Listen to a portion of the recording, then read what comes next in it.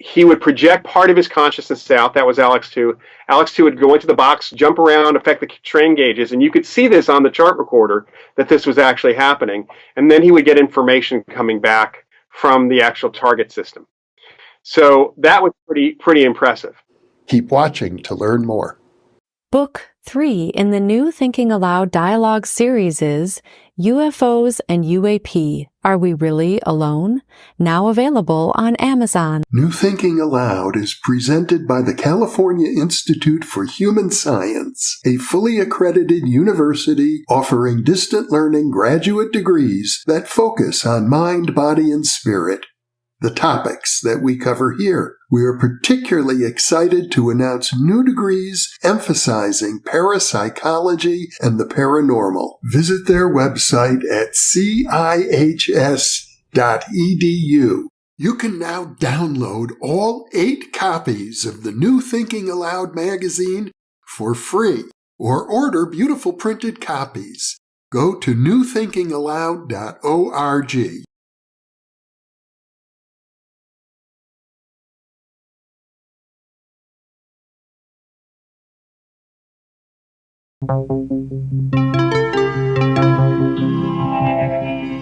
Thinking Aloud. Conversations on the leading edge of knowledge and discovery with psychologist Jeffrey Mishlove.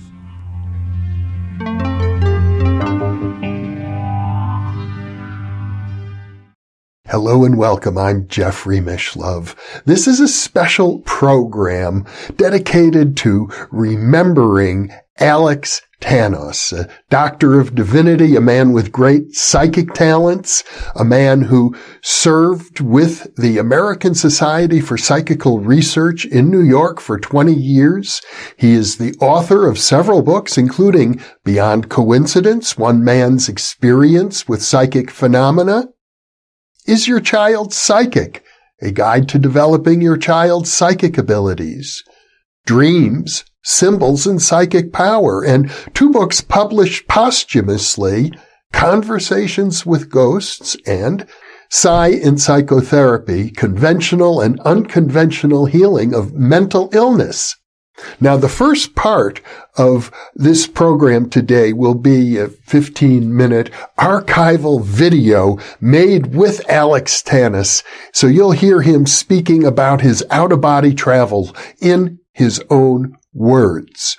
Then the second part of today's program will be an interview that I've conducted with Loyd Auerbach. Loyd was, in a sense, a protege of Alex Tanous. He worked with him for a couple of years at the American Society for Psychical Research. Loyd has been a guest on this channel many times. He is the author of many books, Mind Over Matter, ESP Hauntings and Poltergeists, Reincarnation, Channeling and Possession, Psychic Dreaming, Ghost Hunting, and he co-authored with Ed May, Joe McMoneagle, and Victor Rubel, ESP Wars, East and West. He's also on the board of directors of the Rhine Research Center in Durham, North Carolina, where he also teaches online parapsychology courses. So now we will switch over to the part 1 of this 2-part program today, the archival video with Alex Tanous.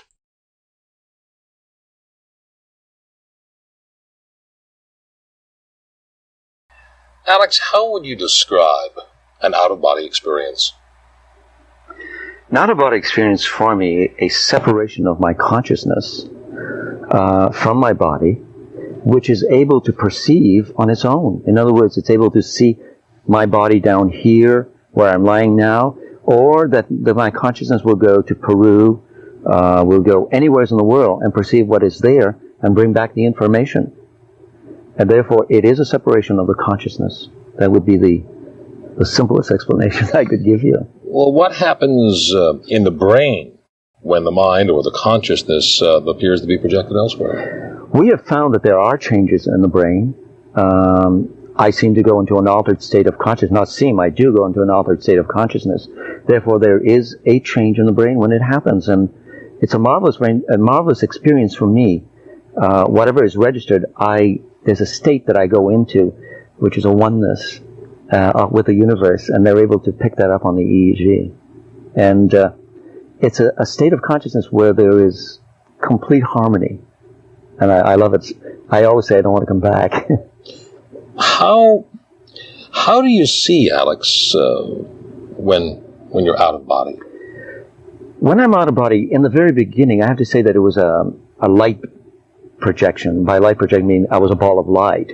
Now I have a physical, a double, just like me.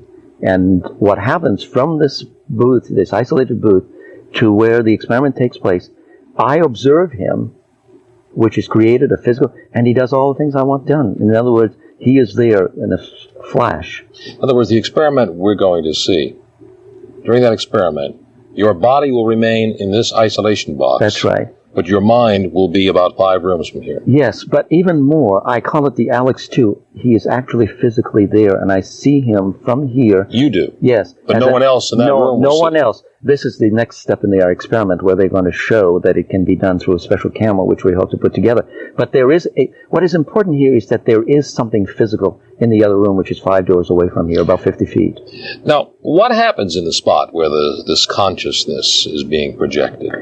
Well, what happens is first it is registered on a strain gauge, which then appears on the EEG, and at the same time, I'm able to read targets that they have for me in front of me. And through that, they know that I'm physically present, because the targets are an optical illusion. Can you share with us some of the experiences you've had? You've been going through these experiments for 10 years now. I started out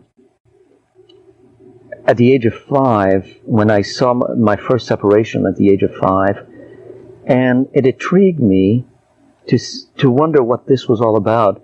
And then at the age of 9 years old, I had an operation, and I had an out-of-body experience. It means I saw myself on the operating table, but then everything disappeared, and I went into another dimension, which was so beautiful. It was energy. And this energy was coming towards me, just filling me up. And as I looked at myself, it looked like a white robe. And I saw people around me. I saw my father not my father, my grandfather, whom I had never seen, and some other people. And suddenly, I became all my life, and it was a very, very beautiful experience. And I realized there had to be something to it. And I never spoke about it except to my parents, who were psychic. And all they said, you've been gifted. You've something very special happened to you. And from that day on, I never feared death. But then when religion began to preach brimstone and fire, and I couldn't buy it. So through that, and through several near-death experiences, and the death of my brother, one of my seventh brother, all of that said, there's a journey you have to take. A journey that you have to reveal to people. That there is life after death. You have had a near-death experience. I've had 4 near-death experiences. Describe one. The most beautiful one was I think the most fullest one was the last experience that I had. I had 105 temperature, and I saw myself on the table, and suddenly my outer body, there was a separation of energy, consciousness, and I saw my body on the table. And suddenly, I saw a line which was dark, and I wanted to get through that line to the other side. It was beautiful to the other side, and there were people still on this side of the line trying to get over. That part I don't understand. And suddenly, I find myself on the other side, and I look at myself, and I could touch myself, and I was just as physical as I am now. And all of a sudden, I saw my parents who had died, and friends and everything else, and the energy and the light, I have to say, came pouring inside of me, and I looked at myself, and there I was, like a white robe, and I relived my life. It was the most beautiful moment in my whole life. I was one with the universe, and I just didn't want to come back. And I went beyond the near-death experience because I saw the future of my own life, which I don't remember, and that's when I decided that I had to come back. And it was just beautiful. Is the mind so powerful that it can survive at the moment of death? To me, yes. It's so powerful because it needs, in itself, it needs to survive. That's the way I feel, as much as it needs to think, as much as we need to learn. And to me, I think we're just going back to the fulfillment of what mankind was at the very beginning. So not something that we've lost, but a transition that we've been going through and returning to immortality. Alex, there are many viewers, I'm sure, who are very skeptical, many who would say this is a lot of malarkey. I mean, how do you get anyone to understand that what you're saying is not fantasy, but reality? Well, there are two things here. My near-death experiences, I think anyone who had gone through one will share the experience, and that you can't give to anybody. I wish I could. But I think the work that we're doing here under the scientific eye, and that we're able to relate or correlate what happens at least in the beginning of the near-death experience, that there is a separation, I think that people will see much more actual and much more factual until they have their own experience. But I think the work that we're being done and the work that's being reported by medical doctors, because there's so many new books out now where people have said that they have separated themselves and had seen themselves on the operating table or trying to be revived and so forth. So I think that now that other disciplines like physics, medicine, psychology, all of them are agreeing that it's no longer a fantasy, that a real experience takes place and that we have to. And to me, it is a religious experience. Perhaps more than a religious, I think a spiritual experience, because none of my religious training took me into this dimension. No, it was brimstone and fire and, you're going to burn in hell. But there's nothing of that. It's a joyful experience. It's so beautiful that we should wait for it with great joy. You claim that after 10 years of experimentation, you have absolutely determined that there are out-of-body experiences. What can be done with this knowledge? Well, the first knowledge, I think we are sharing our knowledge with other disciplines so that they can know where to go from there in the medical work, the physics and so forth. I think that's one of the great things when other disciplines can join us. And secondly, it's giving spirituality and religion and philosophy a new dimension also, a new thought of what has passed and gone, especially coming from the laboratory work. And thirdly, I think that that what different people are using this, like helping the police solve murder cases, lost people, find lost cities, archaeological work, and even people who are like myself with diagnosed cases, and even more. Something I've very rarely spoken about, where I have touched people who had cancer, like pituitary gland, and it disappeared. So the energy is there, and it's a physical energy, but it's a spiritual energy. How do you explain all of this? I explain it, well, to some people it would be very hard. That I would say I'm in the heart of God. And we all are, and we haven't seen it. I'm not saying fully, but I've touched something, or someone has touched me, and somebody loves me. And is harnessing that energy through your mind? Through my mind. Because the mind, to me, is spiritual, and once you get into that spiritual dimension, it's something you can't speak about. It's something that you have to experience. And to be able to bring that, or to show that it can be done, then this universe, through meditation, through other means, will be able to work it to, bring our minds to a higher degree where we can bring peace and wisdom. Everybody says bring love, but we have to bring wisdom before love. We're talking, the thesis of our whole thing here is the power within. Just like to ask you for briefly if you would relate to that, and talking the power within with, dealing with out-of-body experiences, what the harnessing of that power. Just kind of a statement from you. Well, once we harness that power, we'll be able to do everything we want to do without being tied down to this area. About harnessing the power of the mind. The power of the mind. I'm just trying to get a full statement from you. That's right. What I'm saying is that what would happen would be I would be able to move this body to another place without taking an airplane. In other words, we could do a lot of things. We could transform this body, and mankind would not have to die. That's all very hard to comprehend for me and for an audience. I'd like you to pick up on that again, Alex, and you do. Well, all right. I'm looking for a full sentence. Okay. Let's say that if we can look at this power like electricity, which we don't know what it is, and if we can harness it like electricity, then look at everything that electricity has done. We will do that 1,000,000 times more. Because the power that we have is stronger than any power there is. By harnessing the power of our own minds. That's right. What do you project to be done in the future? In the future, I believe that mankind will become immortal. How? By letting this energy take over the matter and transforming it. In other words, long after death, our minds will survive. And while we are alive, I believe we're going to come to that point where we won't have to die. That our mind will take over the body and heal it forever. In other words, the mind will heal the body and mankind will not have to die. Because our greatest crutch and our greatest fear is maybe there's nothing on the other side. We don't know. No matter how many test tubes we try and how many experiments, we don't have the proof.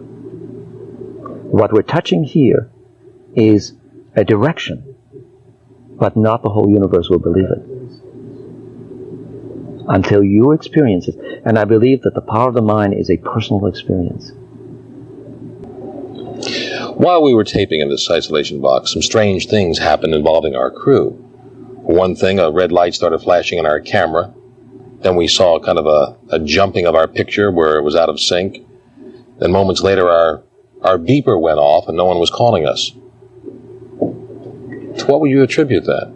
Well, if I go back to the past and some of the things that have happened, there was a point when my energy is very, very high, and it happened here. Working with the crew, the positiveness and the excitement that I wanted to perform to show what was going on. By perform, mainly showing the interior that was happening. So my energy was very, very high, and the light that you were shining on me, I can absorb light, even the sun into my eyes. Everything combined, which I've seen before, caused things to trigger off and things to happen. Have you ever experienced anything like this before? Yes, I have. One time we were doing another television show, and they weren't able to, when they developed the film to show it, I was not in it, only my voice. And I've triggered off. There was no image at all? No image whatsoever. And when they showed it on television, they said, there's nothing wrong with your TV. He told us we wouldn't be able to film him in, and they superimposed the picture. And they just let the conversation go. Alex, tell us briefly, what are we about to see in this experiment? In this experiment, I will be projecting my consciousness, Alex 2, 50 feet away, into a strain gauge box which will measure my physical presence. At the same time, I will be reading targets that they will select randomly by push button, which I will be reading to show that I'm actually there. In these two facets, it will show you how I leave my body and what can be done with it. And therefore, it will be registered on the EEG as we go along. When Alex 2 is projected 50 feet from here, what is Alex 1 doing in this chamber? Alex 1 is observing what is taking place and reading what's going on. He will describe what's taking place in the 50 feet away. I actually see the other room, and it's all open to me from here. No. Have you seen any of the equipment that's in there, or what's going to be projected before? No, I have not. I know the experiment itself. I know that there's a wheel with 4 colors on it. They will project a series of pictures on there. I know what the pictures are. In other words, by saying that I know what the pictures are, there are 5 pictures that they will randomly show on that. But by pressing a button, everything interlocks, so I don't know what interlocks, and that's what is the importance. Is the importance what interlocks in there.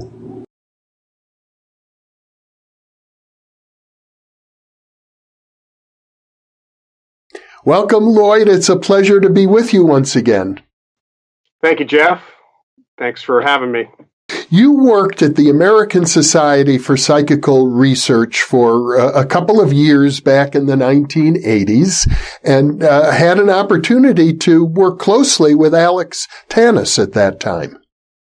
I sure did. I was working in the education department from the beginning of 1982 till about mid-1983, after which I left to come back to JFK University. How did he strike you personally? Was he easy to get along with?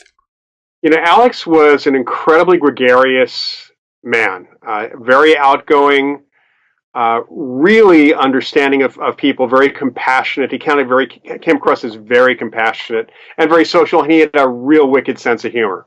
You were also, I gather at that time, although you were in the education department, you occasionally went out on field investigations. Yeah, so my position was working as a media liaison between the ASPR and the press, anyone else, and also to help with education outreach. But I also fielded questions that came in, cases that came in, which would typically come to the education department first before being filtered out to Dr. Osis for looking at investigations. And because I lived in Westchester County, north of New York City, it was easier for me to go out on cases that came in that area than for anyone else. So I was kind of the front man for a lot of those. And I consulted with Alex and Dr. Osis and Donna McCormick on those cases. Also had some of my own cases coming in because I was teaching adult ed at a variety of places. And Alex is a very unusual person in the history of parapsychology, being both a researcher and a psychic. And on top of that, he had a doctoral degree in theology. Yeah, he was incredibly knowledgeable about theology, which really helped him when he ran into people who were trying to quote the Bible against psychics. He knew chapter and verse and how to really refute that. He was versed well enough in science, certainly, while that wasn't his real background. He knew parapsychology. In fact, he was teaching parapsychology courses at the University of Southern Maine. And of course, he was really the research subject, although he was involved in research. He was mainly the research subject in the out-of-body experience work that was done at the ASPR. Mm-hmm.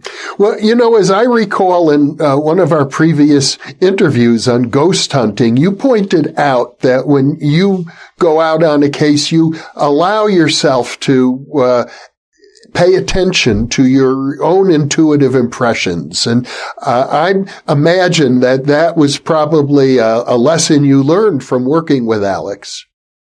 Absolutely. In fact, I have to say that my time at the ASPR was really great for me as a field investigator.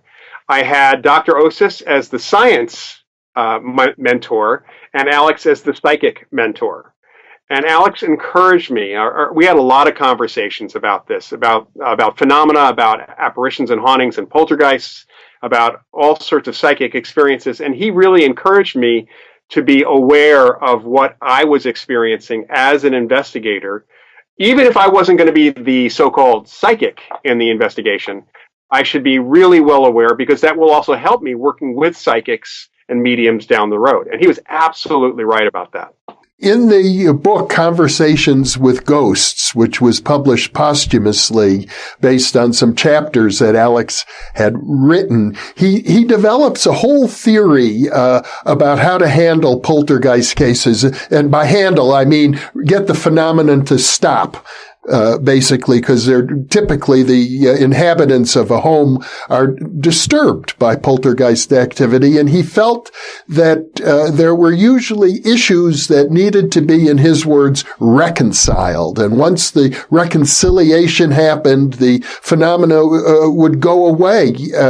Is that your experience as well? When we look at the phenomena of poltergeist itself, we're talking about generally physical phenomena, and that's distinguishable from apparitional phenomena, even apparition cases where physical things are happening. And Alex was a big proponent of diplomacy with the dead and the living, both. The whole idea of approaching a poltergeist case to resolve issues, because it's usually some kind of stress issue or an issue that's causing stress that has to be identified, that is behind whoever the poltergeist agent is, the living person. But even with apparitions, there is often conflict or issues of the apparition that have to be dealt with through other kinds of diplomacy or in that case, counseling.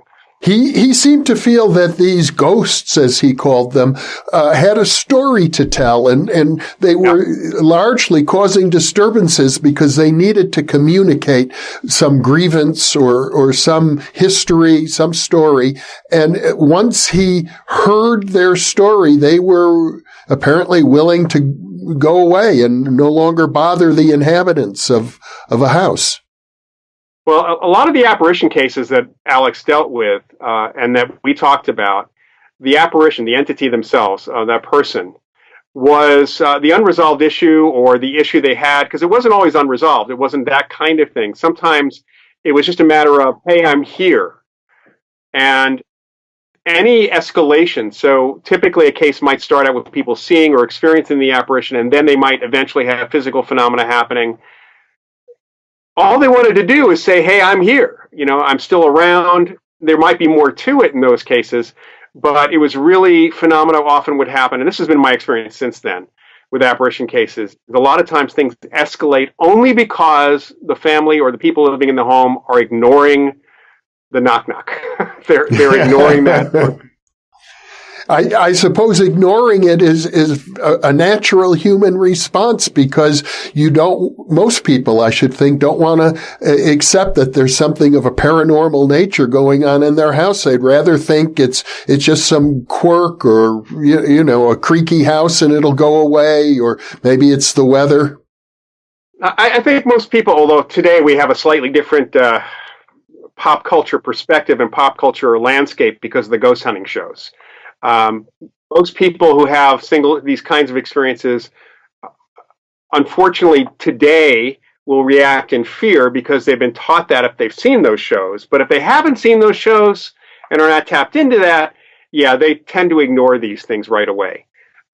They will assume that it's just something trick of the light or something else. And, frankly, and this is something else I learned from both Alex and Dr. Osis, is that even in the best of these cases, you had some phenomena that they reported, the family would report, that had explanation to it. Alex was a proponent of taking apart the case and looking at each element and seeing whether that was related to an apparition, a poltergeist, a haunting, or an imprint of some kind, before, figure out if there's an explanation for it, before you actually pronounce it, whatever. Did you have any involvement in the out-of-body research that was done with Alex? I didn't have any direct involvement with the out-of-body research with Alex. I was around it quite a bit. I certainly talked with him and with Dr. Osis about it. I guess my involvement was with a couple TV companies and helping them shape their stories around what was being done there. That probably more than that. But I worked with Alex. I spent a lot of time talking to Alex because I was really interested in his perspective on things, since I hadn't had that time previously to sit down with someone who was definitely a good psychic. And we had law enforcement coming by every time Alex was down there, and I was at work. I worked part-time at the ASPR. Someone from New York Police Department, Boston PD, the FBI, someone from law enforcement would be consulting with Alex. And I gather he actually worked on law enforcement cases, but to my knowledge, none of those have been published. He was asked, and this is what he told me, he was asked to to allow the police to work with him to not tell anybody he was doing these cases. Because unfortunately, between the skeptics and other people in the public and the religious side of things, knowing that the police would consult a psychic at all could cause problems. And to this day, it still causes problems for some police. But he was involved with some high-profile cases back then. So the ASPR had a good relationship with these law enforcement agencies, I have to presume. I don't know that the law enforcement folks consulted anyone else at the ASPR at all. It was a matter of Alex being down from Maine for the ASPR that brought them to the ASPR to consult, because he also typically wanted them to come to him. Okay, well then one has to assume that they had a good experience with Alex and they're coming back for more. Yeah, I think that, when you talk about how successful something is, Just like with the remote viewing program with Stargate, the Stargate program, when you have either agencies or law enforcement coming back again and again, it's the same agencies coming back again and again, they're obviously getting something out of it. So something is helping them. The one thing I will say, which is what Alex taught me way back when, and it's very, very clear because I have worked with psychics who have worked with police since then, is that when you see psychics on TV who claim to have solved the crime, that's not the case. I mean, in reality, in order to bring someone to justice, you have to have evidence. And maybe the psychic has pointed them to the right suspect to focus on. Or maybe the psychic has pointed them to where the evidence can be found. But really, it's the police that solved the crime. The psychic is just one of those tools that the police would use. And that's one of the things he taught me. Mm-hmm. He was also known for producing phenomena. For example, in his introduction to the book, Conversations with Ghosts, Callum Cooper reports that Alex was able to create spots of light. He could kind of point his hand, I guess, at the wall, and it would glow as if he was pointing a flashlight. I understand that's the case. I never saw him do that, unfortunately, but he definitely impressed me with some of the other things that he did. What are some of the things that you observed? Well, I really think it was around the out-of-body research. The way OSIS had it set up, he really impressed me as actually doing something. Beside the idea that they had two elements to this. One was informational, and one was physical.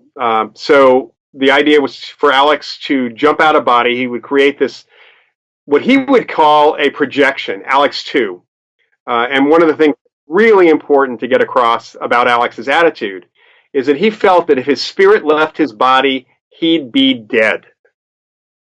So he would project part of his consciousness out. That was Alex 2.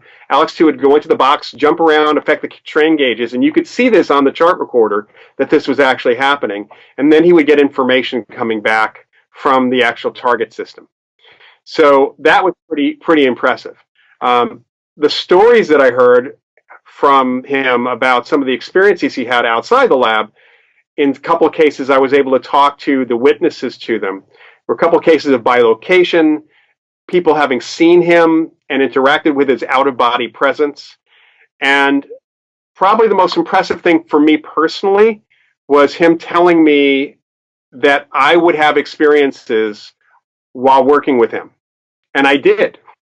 I had a series of different and out-of-body bilocation experiences, psychokinesis experiences, a bunch of other things too. That gives me the impression, and I've heard it from other individuals as well, that when you hang out with somebody who has these psychic abilities, some of it rubs off on you. I think what really rubs off is once you really get that that's real, and I had already gotten that it was real, but once you really it comes into your person. And that person encourages you to be more psychic, encourages you to develop this, to be open to this, because that's something he made very clear to me in my investigations, to really be open to the information, not necessarily be the psychic, but to be open to whatever else I picked up. That's really good advice. And I asked him flat out, Alex, what's the first step in becoming more psychic? And his response was, notice that you already are. That's a wonderful piece of advice, because most people are going to pick up what we call intuitive impressions every day. Yeah, and he had this really great exercise, which he told me he got from memory training, that I've been teaching my students since then, which is almost meditative. So when people are looking for a good meditative practice, I give them this also. The notice that you already are, the problem with that, as he put it, was that all of our normal perceptions get in the way. So how do you notice that you're already getting information that's not from your normal senses? And he said, by focusing on each of your senses for a few minutes every day separately. So focus on everything you see and then everything you hear, and try smelling things and tasting things and just feeling your clothes against your skin and your butt in the chair and your shoes on your feet. All of that, you'll suddenly, after a few weeks, and maybe not even that long, notice that there's extra information that you can't pin down to your normal senses. It may be visual, but it's not coming through your eyes. But now you also mentioned that you had out-of-body experiences while you were with him? Yes. Alex had told me a couple of his bilocation experiences. And of course, I was very well aware of the out-of-body work there. One of which involved him apparently resting in New York right before a lecture and projecting Alex 2 out of himself to visit a friend in Canada who was involved in the Canadian government. And I talked to that guy. He gave me the number. I called him, and it was all verified that Alex showed up at his house as well. So that, I don't know what that did for me, but I had gotten to know some folks in some of my classes pretty well. Became friends with a local psychic who was taking my parapsychology classes, and apparently during one of my dreams about her and her 20-year-old daughter, I popped into their house in the middle of the night. They were late. They didn't go to sleep till 4 a.m. And she called me a couple of days later. I knew I'd had this dream, and she called me and she said, "You had a dream about me." And she told me what had happened. And then a couple of weeks later, during a very, very boring event that I was at, I felt myself in 2 places at once. And she looked up from a book and had a conversation, and we took notes down and compared notes a couple of days later. Alex explained it all to me as basically him telling me the experience and hearing from the other person, and all the stuff that I was around the OBE stuff triggered my own intention to really have these experiences. Mm-hmm. Now, that's a very unusual thing that you just described, feeling yourself being in 2 different places simultaneously. It was really very strange. I was very well aware of where I was, my body was, but I also had this really strong physical feeling and mental impression of being in my friend's home and having the conversation with her. I'm imagining that there are probably all sorts of other sensations associated with this, and the English language doesn't even have good words for them. The problem we have in general, we talk about the emotions that we even have. When you say I'm in love, other people can see the outward expressions of that. But what does that feel to you? And it may not feel to me the same way it feels to you. Or being angry may not have the same internal feeling, but possibly the same external conditions you can see about me, but just not the same. So our language is woefully inaccurate when it comes to that sort of thing. Subjective experience. Tell me more about bilocation. If you're experiencing yourself in 2 places at once, one of them is your physical body. And so were your eyes open or closed, for example? My eyes were open. So the situation was that I was at a friend's bachelor party. This is in the early 80s, of course. So a bunch of guys at my friend's apartment. He was getting married a couple days later. And they decided to do what many guys do, which is watch porn.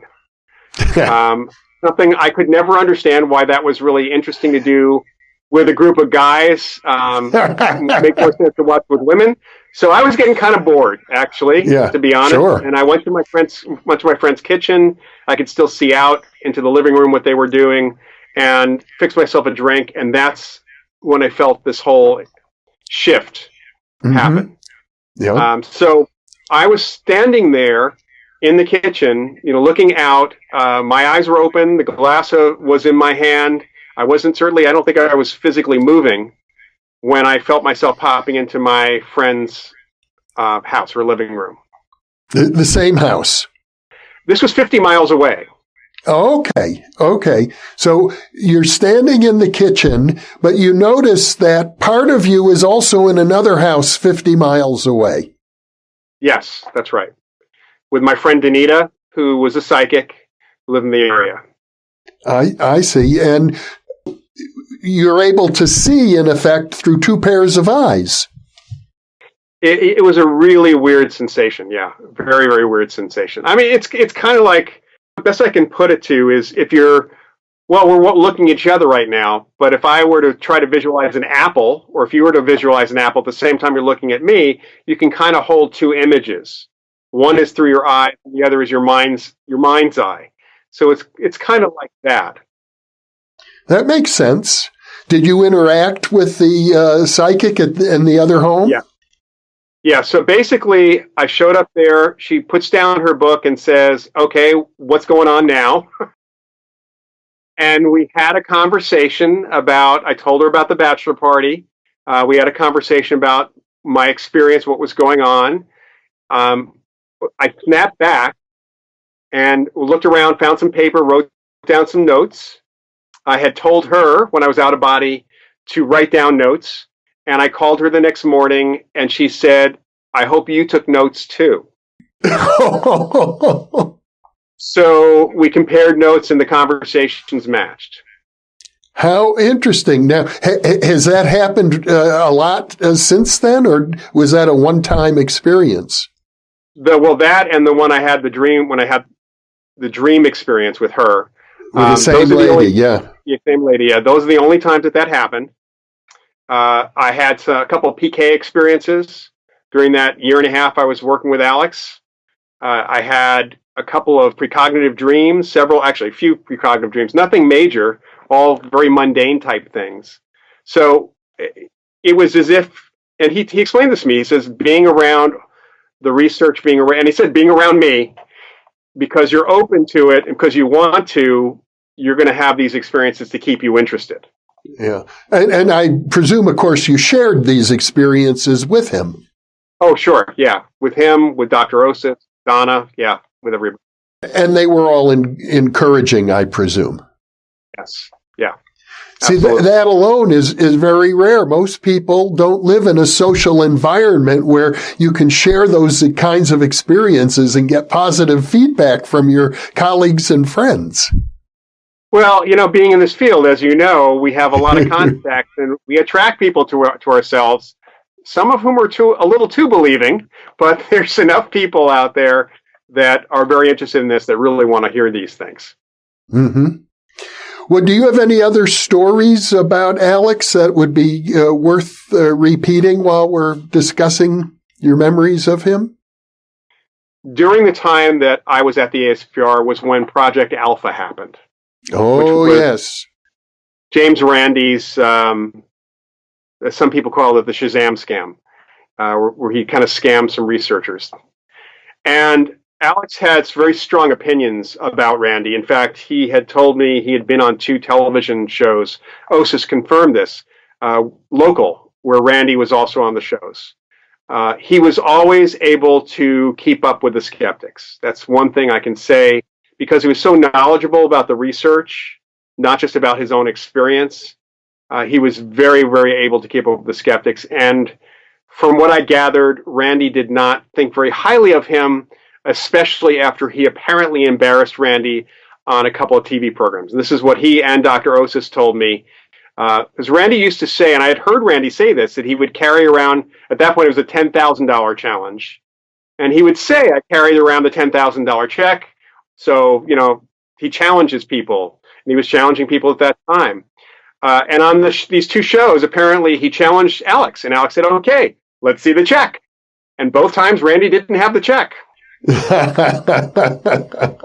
You would have thought that after the first time, he would have remembered to bring it with him. I can also, I interviewed Alex and Dr. Osis about the Amityville case, because the 2 of them were involved in looking into the Lutz family house, got their perspective on the experience. And it was really interesting to hear. I interviewed a number of people. I interviewed Jerry Salfin and George Kokoris, Keith Harari, some folks who were involved in investigations of that place. And Alex always made the distinction, which is something I really got from him. I had gotten it before in some of the coursework at JFK in my parapsychology studies, partly from you, I think, as well. Yeah. But Alex made it really clear that it's important to distinguish between what he called psychic movies or imprints, what people call residual hauntings or place memory, and actual conscious entities. And when he and Osis went through the Lutz house in Amityville, he was already aware that there had been that awful murder by Ronald DeFeo. Ronald DeFeo killed his entire family. So he was aware of that. And he was very well aware of just small details that had been published in the papers about it. But he was not aware of the full scope. and he certainly had never been in the house before. And what he described was walking through the house. Osis described this as well, described walking through with Alex, and Alex describing what he was picking up on of the murders, actually literally narrating what he saw had happened there, which apparently dovetailed with what the police knew as well later on. No spirits, nothing evil. I mean, there was a horrible thing that happened. He said, for that perspective, the feeling was bad, no question about it. But there was no conscious anything that was there that could have attacked the family. So then on the way, what Alex actually said on the way out, and Osis again said this, is that they were looking around, and right before they left, two things happened. Number one, he went over to a bureau in the dining room or living room, and he opened a drawer and he found a book contract. Apparently there was already a contract for a book. This is only 3 weeks after the Lutzes moved out, apparently, 3 or 4 weeks. The second thing that happened is the door opens up and a camera crew comes in with Ed and Lorraine Warren and a pretty much a media circus. And Alex described looking at Dr. Osis and saying, let's get the hell out of here. So they scooted before the circus actually came to town as much as possible. But they were convinced that other than picking up on what had happened, which the family certainly could have done, that this was not real, certainly not the way it was described. In other words, no ghosts. No ghosts, no evil entities, nothing other than the impression, the emotional stuff that was left behind, and the impression of Mateo killing his family. Now, as I recall, Alex also didn't really believe in evil entities or demons. He, as far as he said, there is no such thing as an evil ghost. Right. That's the thing. I was in complete agreement. I'd studied cultural anthropology in college, undergrad, and dealt with a lot of supernatural folklore and beliefs of people around the world. And my professors were of the same opinion, that people do evil things, but there's no concerted evil force. And Alex was of the opinion, first of all, he didn't think that murderers, dead people who are killers, stick around. He felt that they didn't stick around. And actually, I've heard the same thing from Carlos Alvarado, who did some research on that, and other researchers historically, that the awful serial killer ghosts don't seem to exist. But he did feel that some people could be bullies and obnoxious, and some other words that I'm not going to use since I don't want to say them. That's been my experience as well. Is if you're an ass in life, you're going to be an ass in death, and that doesn't make you evil or malevolent, but it does make you not somebody you want to be with. Yeah. Well, Loyd Auerbach, thank you so much for sharing these reflections on a very important figure in the history of parapsychology and psychical research. I think Alex's work is underrated. There's some really great stuff that he's written over the years. I'm glad Cal is bringing it out now. And all I can say is that people need to be really aware of Alex Tanous.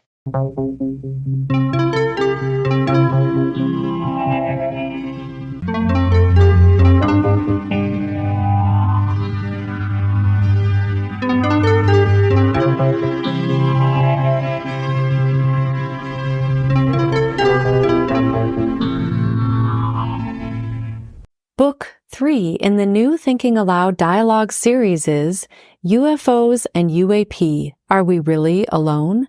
Now available on Amazon. New Thinking Aloud is presented by the California Institute for Human Science, a fully accredited university offering distant learning graduate degrees that focus on mind, body, and spirit.